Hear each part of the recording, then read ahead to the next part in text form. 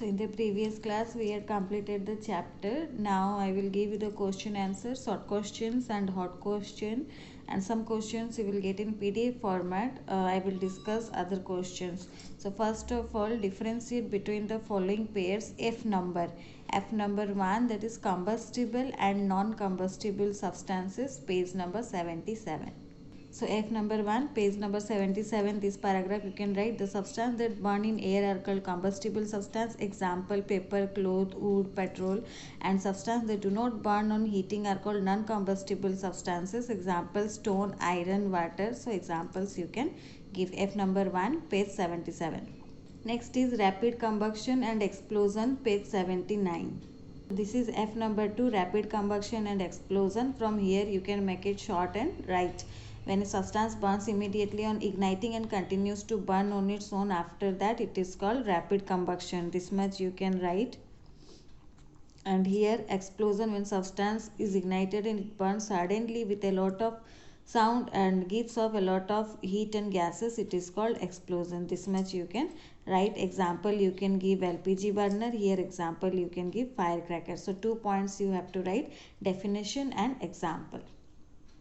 Next is luminous and non-luminous zone of a flame, page number 81. This is F number 3. The outermost zone of candle is in most contact with air, so there is maximum combustion here. This flame is blue and it is the hottest zone of the flame. This is called non-luminous zone. And the middle portion of the flame where wax where wax doesn't burn completely. The unburnt particles of carbon glow with orange yellow color. This zone is called non-luminous zone. So this is you can write for F number 3, 2 paragraphs: luminous and non-luminous zone. G number, define each of the following in one sentence: combustion, ignition, temperature, flame, calorific value, fuel. Everything in keywords. Calorific value, combustion, flame, fuel, ignition, temperature. So from keywords you can write. H number 1, why do different substances start burning at different temperatures? So different substances start burning at different temperatures because, page number 79. So you will write because different substances have different ignition temperature. So because different substances have different ignition temperatures. Next 3 questions you will get in PDF file. Next is now answer the following in detail. Long answer question. Write the characteristics of a good fuel, page number 82. So this is I number 1, characteristics of a good fuel. You can write from here any 5 points. I number 2, draw a flame and explain different zones of a flame, page number 81. This is the drawing you have to do. The flame drawing you have to show 3 zones: luminous, non-luminous and dark zone. And this is the paragraph. This you can see. This is for dark zone, this is for non-luminous zone, and this is for luminous zone. I had already underlined it. So you can write from here.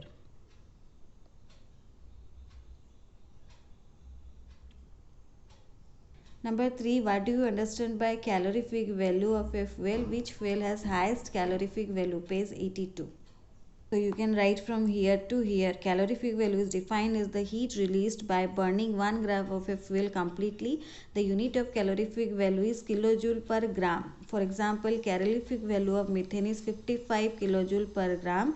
This means when 1 gram of methane burns completely, it produces 55 kilojoule of energy. So this much you will write. And hydrogen has highest calorific value, 150 kilojoule per gram. So answer is hydrogen. Next 4 number, what are the conditions necessary for combustion? Page number 78. So 3 points are there, conditions for combustion. These 3 points you will write. Next, what are the different ways to extinguish fire? Page number 80. So this is 1 point, this is another point. This point you will write from here to here, then here. An effective fire extinguisher agent is carbon dioxide. It forms a layer over the fire and breaks the contact of fuel and oxygen. It doesn't rise up, but it is heavier than oxygen. Some fire extinguishers have chemicals in them which on reaction release carbon dioxide. Others have carbon dioxide stored under high pressure in cylinder. This is one point. Another point is soda acid fire extinguisher that works on reaction between sodium bicarbonate and sulfuric acid. It has metal cylinder filled with a solution of sodium bicarbonate water, and near nozzle there is a small container filled with sulfuric acid in an upright position. So there is a loose stopper on top of the acid container to prevent it from mixing with soda solution.